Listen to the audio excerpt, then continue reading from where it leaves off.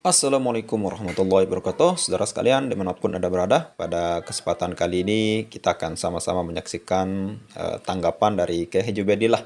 Nah, ini terkait dengan statement dari Habib Taufik Assegaf atau ketua organisasi dari Robitoh Alawiyah.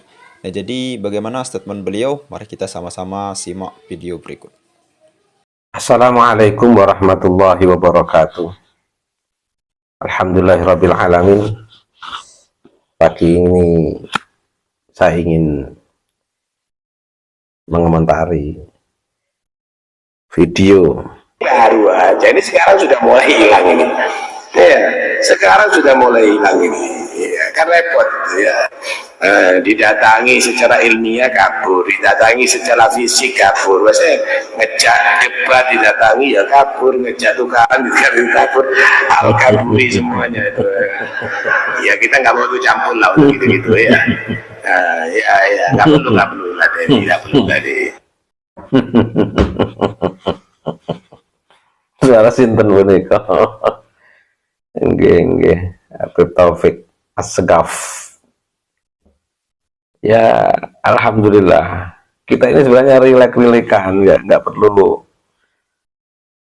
ada kabur-kaburan. Karena kita juga nggak pernah mengaburkan orang. Dan dialog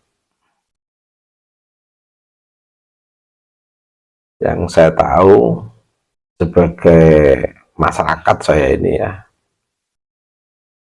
di beberapa kesempatan yang memiliki data penting yang saya sekarang belum bisa terjawab,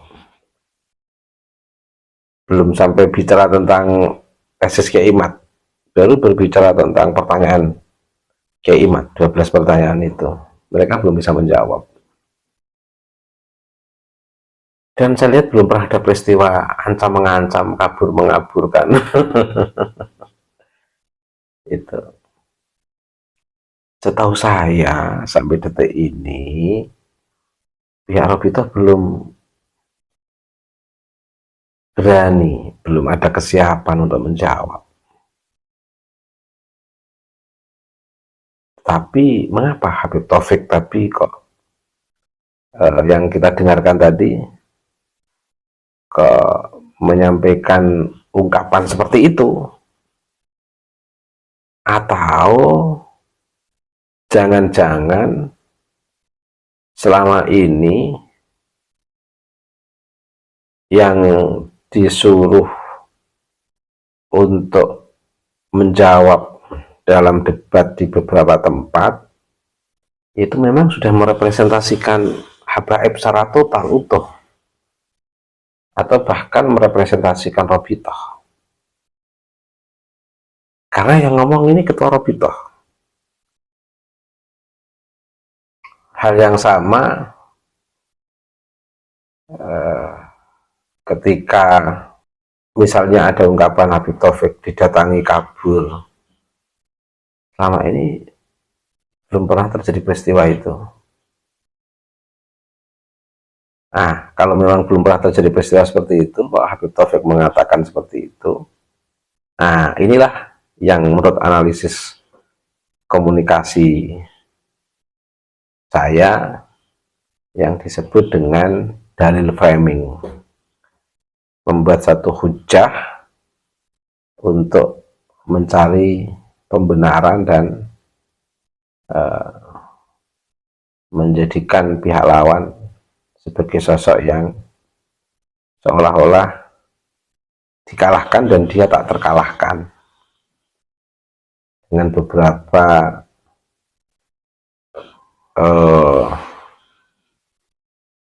ungkapan-ungkapan seolah-olah sikap narsis itu adalah sesuatu yang benar dan terkonstruk dengan pengetahuan yang dibenarkan, sehingga yang tidak masuk dalam pengetahuan yang dijadikan dasar framing itu orang-orang yang posisi tidak diuntungkan. Yang beruntung yang menggunakan dalil-dalil framing itu. Yang menjadi sasaran itu adalah orang-orang yang sedang terkalahkan oleh pemilik dalil framing itu. Itu sebenarnya belum pernah ada dialog secara resmi, jawaban secara resmi, atau melalui beberapa tulisan atau pernyataan atau podcast pribadi yang bisa menjawab pertanyaan Kiai Iman. Tapi kok muncul ungkapan seperti itu, kita jadi bisa ya membolak-balik fakta atau fakta yang dibolak-balik. Oke, kita untuk hiburan sebagai penutup saja, coba bagaimana realitas sosial terkait fenomena diskursus nasab. Benarkah seperti yang dikatakan oleh Habib Taufik Assegaf ini? Teman-teman semua yang bisa menilai, kalau memang benar ya berarti harus dibuktikan dengan realitas yang sesuai dengan yang disampaikan Habib Taufik. Kalau nggak benar ya memang bisa menambah untuk semakin renyah ketawaan kita bersama. Habib Taufik senang dengan Habib Taufik gitu. Mereka ini itu memang nggak mau capek, nggak mau pusing, inginnya itu memang kayak raja, memang sebagai raja, majikan betul, doro betul, inginnya ongkang-ongkang, lebih-lebih dalam konteks sistem sosial suka lempar batu sembunyi tangan. Cuma persoalannya ketahuan, lempar batunya itu ketahuan, dan dia tidak tahu kalau orang lain tahu, sehingga dia tidak merasa dosa ketika harus sembunyi tangan di saat batu sudah ia lemparkan. Bagaimana mereka itu ngompori masyarakat lokal, tapi mereka nggak bertanggung jawab. Contoh kecil, ini real, tidak hoax. Mereka kan punya robitoh,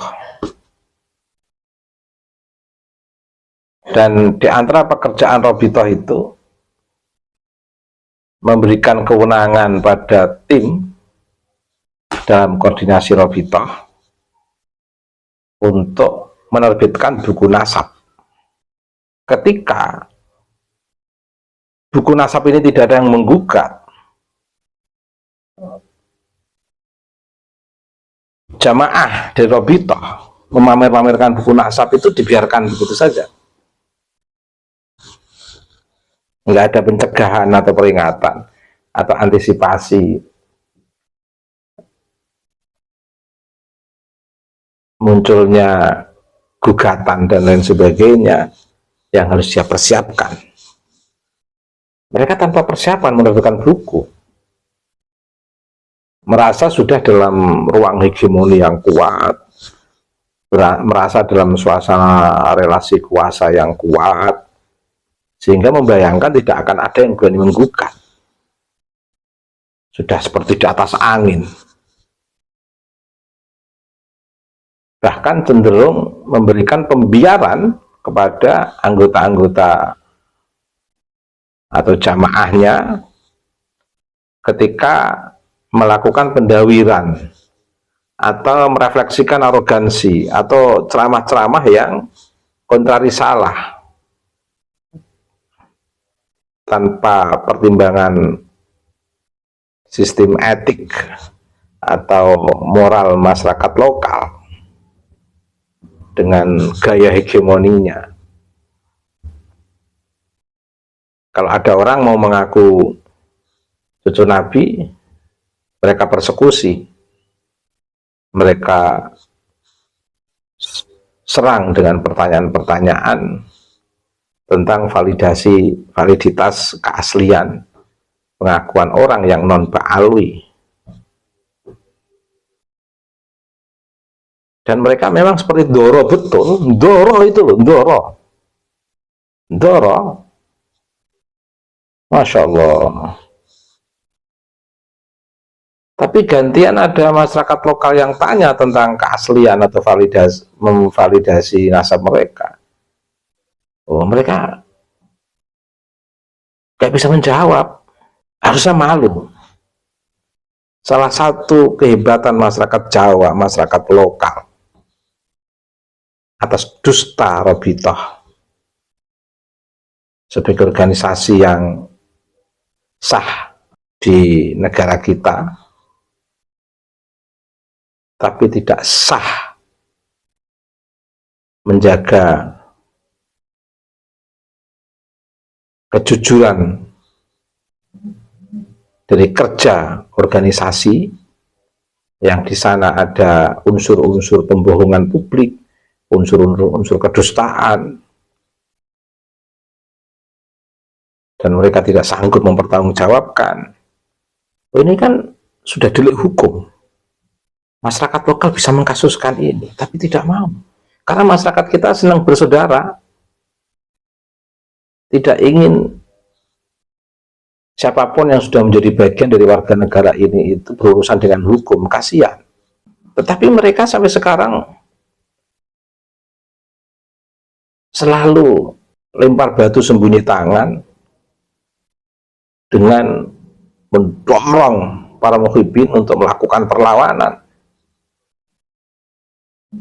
Mereka bukan diem dalam konteks asukut salamah, bukan. Mereka itu bergerilya, merespon dengan cara gerilya tapi di belakang layar. Gerilya tapi di belakang layar, bukan gerilya di depan layar, gerilya di belakang layar. Para muhibbin yang diajukan, mereka tidak mau berhadapan-hadapan dengan Kiai Imad, tapi ceramahnya di mana-mana saling mencaci, mengkafirkan, menggerakkan masyarakat, publik, para muhibbin untuk melakukan perlawanan terhadap Kiai Imad dan kawan-kawan.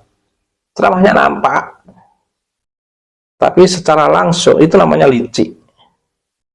Lewat orang untuk melakukan perlawanan, mendorong orang untuk melakukan perlawanan, membela dia, tapi dia tidak pernah melakukan hal penting dalam sistem sosial untuk membangun eksistensinya. Akhirnya apa? Remuk sendiri, masyarakat mentertawakan pada akhirnya. Mereka memamerkan cahaya-cahaya Pak Alwi, tapi ceramah pengajian-pengajian yang sudah lama ditampilkan atau memblok up setiap kegiatan yang kebetulan ada banyak orang yang hadir di situ. Memang Pak Alwi itu, Habib itu paling suka sosial media. Jadi dulu suka tampil di sosial media itu, memamerkan pengikutnya, mengamirkan keramaian kegiatannya, paling senang. Dan ditata betul sosial media di beberapa habaib itu sebagai upaya untuk show of force, tampil megah glamor itu, tapi seperti dalam pepesan kosong. Dalilnya itu hanya muhibbin itu dalil itu sendiri, karena mereka secara langsung tidak pernah melakukan check and recheck terhadap informasi terkait dengan kondisi tanggung jawab Robitoh terhadap maraknya buku-buku yang mengabsahkan status cucu Nabi dari seluruh jamaahnya itu. Tidak pernah konfirmasi, tidak pernah klarifikasi, Ya. Bahkan tidak ada upaya untuk melakukan resolusi internal, bagaimana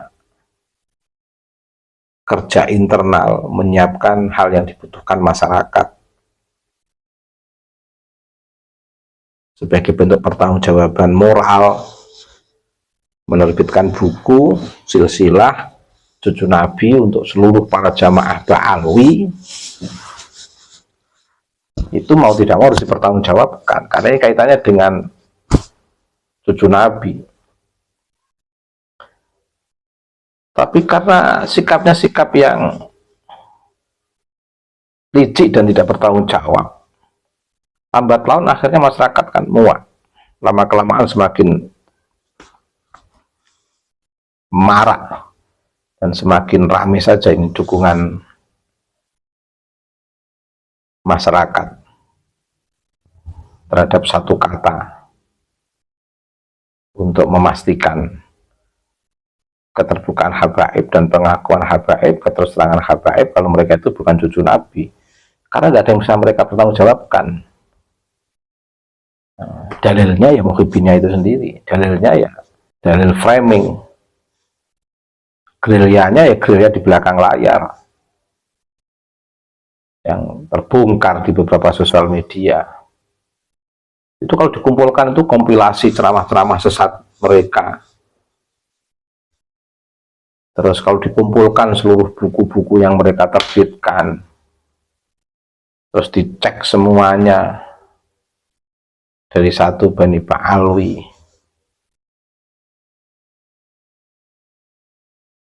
sampai ke atas, itu kocar-kacir semua. Sudah terlanjur memproklamirkan sebagai cucu Nabi, ini kan satu persoalan. Tidak ada resolusi konflik yang bisa membuat tenang para muhibin. Para muhibin kan nggak bisa tenang akhirnya. Terkejar-kejar untuk membela majikan. Majikannya terus mendorong untuk bagaimana muhibin melakukan perlawanan. Dalilnya framing, gerilyanya di belakang layar. Tampangnya sok-sokan seperti majikan, seperti bendoro betul, seperti ndoro betul, ingin enak tapi tidak memfungsikan kehadirannya secara egaliter. Oke, saudara sekalian, itu tadi sedikit daripada statement dari Habib Assegaf terkait dengan dari Habib Taufik Assegaf terkait dengan statement beliau yang diputar oleh Ki Haji Ubaidillah tadi yang sangat mengejutkan kita. Nah, jadi kalau boleh saya menganalisis bahwa statement daripada Ki Haji Miftahul Ahyar dengan Habib Taufik Assegaf ini agak mirip-mirip lah, menuduh tanpa data yang kuat gitu. Nah, jadi ada beberapa hal yang perlu kita bahas terkait dengan statement beliau ini. Nah, terkait dengan apa yang Kiai Haji Ubaidillah katakan, komentari terhadap statement daripada Habib Taufik Assegaf ini. Yang pertama, Habib Taufik buat framing baru dengan mendatangi KJ Imad, lalu kemudian kabur. Nah, jadi seperti yang kita dengar, Habib Taufik ini mengatakan bahwa Kiai Haji Imad itu kabur gitu, baik didatangi dengan fisik maupun didatangi dengan menggunakan kajian ilmiah. Nah, jadi nantang-nantang debat, lalu kemudian ketika didatangi kabur, kata beliau.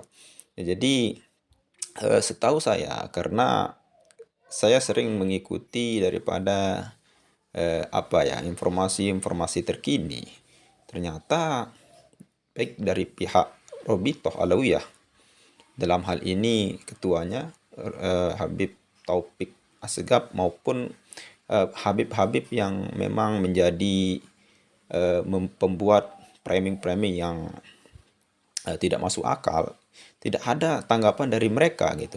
Yang ada cuman satu, yaitu Habib Al-Atas itu ketika debat di Kesultanan Banten. Dan yang paling kuat itu muhibbin-muhibbinnya, dalam hal ini Gus Rumail, Gus Wapi, dan lain sebagainya. Itu yang paling sering muncul di media sosial. Tapi ketika menanggapi daripada Kiai Haji Imad ini, baik di media sosial maupun secara langsung, saya belum pernah lihat dari pihak Robitoh Alawiyah. Bahkan ketika debat di Banten itu, dia bukan merupakan perwakilan dari Robitoh Alawiyah. Makanya Kiai Haji Imad itu tidak hadir gitu. Jadi buat apa debat, nanti kalau kalah ya kami tidak mewakili Robitoh Alawiyah gitu. Itu seperti yang dikonfirmasi dari Kiai Haji Imad ketika kenapa tidak hadir di debat pertama di Kesultanan Banten. Yang kedua, apa yang bisa kita ambil dari apa yang disampaikan oleh Kiai Haji Ubedillah menanggapi Habib Taufik Assegaf itu, mereka nggak mau capek-capek kayak raja lah. Ya, seperti yang dibilang Kiai Haji Ubedillah, mereka ini kayak apa ya, kayak raja gitu. Artinya apa? Seperti yang sudah ditanggapi oleh Taufik Assegaf itu, kita tidak mau tahu gitu, bahwa itu adalah segelintir orang yang berjumlah kecil saja, kata beliau. Ya, kita tidak mau tahu kalau dia mau bilang apa dan sebagainya tanpa ada respon. Tapi ketika merespon, tentunya membuat framing yang tidak benar gitu. Ya, kalau kita bisa bilang fitnah, ya mungkin terlalu suul adab sama beliau gitu. Ini tidak benar, framing tidak benar. Coba, ada nggak yang media sosial yang langsung menanggapi daripada Habib-Habib ini, yang langsung menanggapi pernyataan Kiai Haji Imad? Satu saja, 12 dari pertanyaan Kiai Haji Imaduddin itu dijawab sama para habaib dari pihak Rabithah Alawiyah. Ya, tidak ada gitu. Lalu kemudian yang selanjutnya, mereka Rabithah Alawiyah memberikan para penceramah dengan hegemoni, membuat cerita halu dan dibiarkan gitu. Nah, jadi ini yang apa ya, ketika para habib-habib muda ini yang naik ceramah lalu kemudian jamaahnya banyak, membuat cerita-cerita halu yang apa ya, yang mengunggulkan habib-habib yang bisa tanda kutip apa ya, bisa kita bilang karomahnya itu melebihi mukjizat. Isra 70 kali bertemu dengan Allah 70 kali dan lain sebagainya gitu. Bahkan seperti yang dikatakan oleh Gus Abbas itu lebih hebat, pakai muqaddam lebih hebat daripada Syekh Abdul Qadir Jailani. Itu kan suul adab sekali gitu. Ini yang memang harus ditegur oleh pihak Rabithah Alawiyah. Jangan biarkan habib-habib yang seperti ini untuk apa ya, menjustis atau mendoktrin masyarakat dengan cerita-cerita yang terlalu berlebihan seperti itu gitu.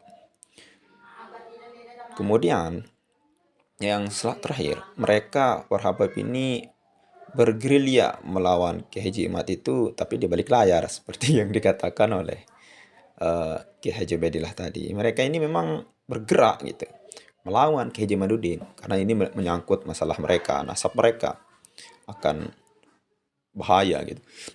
Tapi apa ya, seperti menyulut api lah, lempar batu sembunyi tangan.